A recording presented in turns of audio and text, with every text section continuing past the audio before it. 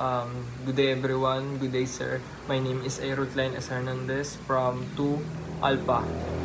I will report the mechanical asphyxia.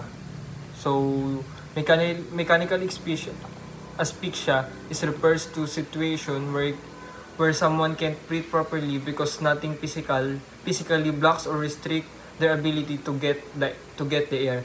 This can happen when there's pressure on the neck or chest, or when the airway is blocked by something external. Unlike other causes for nothing get enough oxygen, like being in an environment without oxygen, mechanical asphyxia is caused by physical force.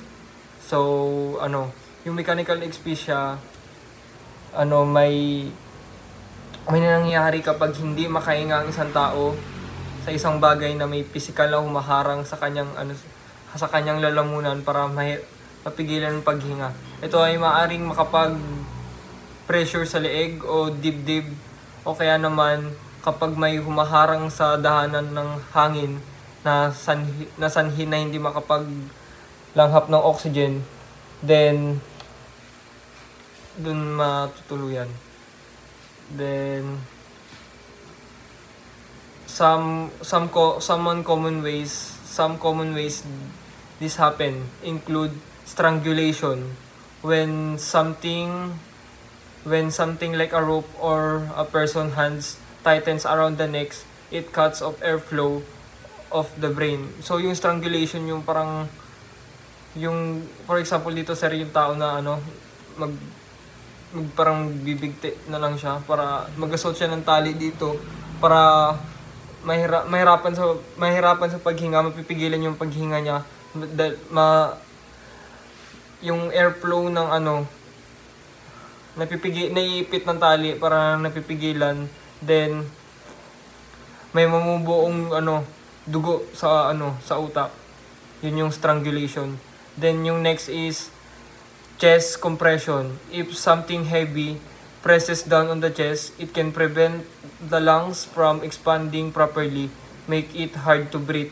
So, yung parang chest compression, kapag may mabigat na bagay na nakadagan sa dibdib, hindi magi-expand ng maayos yung baga, kaya mahirapan maghinga.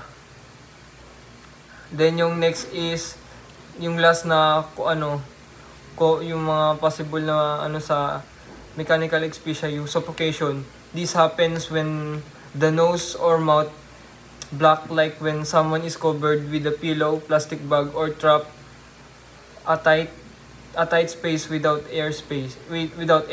Then yun, yung suffocation, yung pag tinakpan mo yung labasan ng hangin na labasan ng yung paghinga, yung bunganga saka yung ilong na nangyayari tulad ng pagkakaroon ng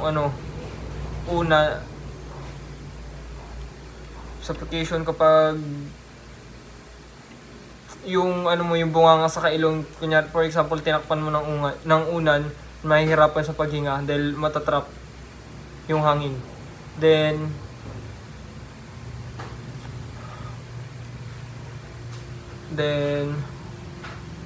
for forensics experts often look into a mechanical asphyxia when investigating suspicious death. They check for signs like bruises on neck or chest and tiny red spots in the eyes called pathechia, which can help them figure out if mechanical asphyxia was the cause of death.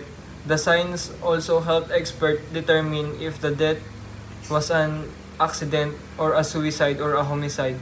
For example dyan sir, halimbawa sa mga kasong pagpatay, ang pag-unawa sa mechanical asphyxia ay mahalaga para patunayan kung ano ang naging sanhi ng kamatayan. Tumutulong ito sa mga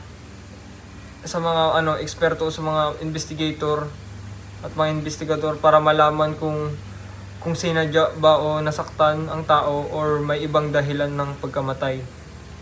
Then in overall, mechanical asphyxia is an important term in understanding how physical pressure or or obstruction can stop someone from breathing.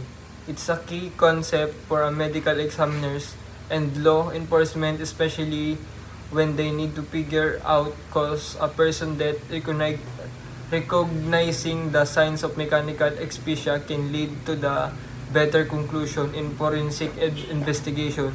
So yung mechanical asphyxia ay isang mahalagang konsepto para malaman kung paano ang physical na pressure o hadlang sa daanan ng hangin ay nakakapigil sa paghinga. Isa tong mahalagang termino sa forensic investigation at malaking tulong ito sa medical examiner at sa mga law enforcement sa pag-unawa kung paano nangyayari ang kamatayan ng isang tao. Yun lang po, sir. Thank you.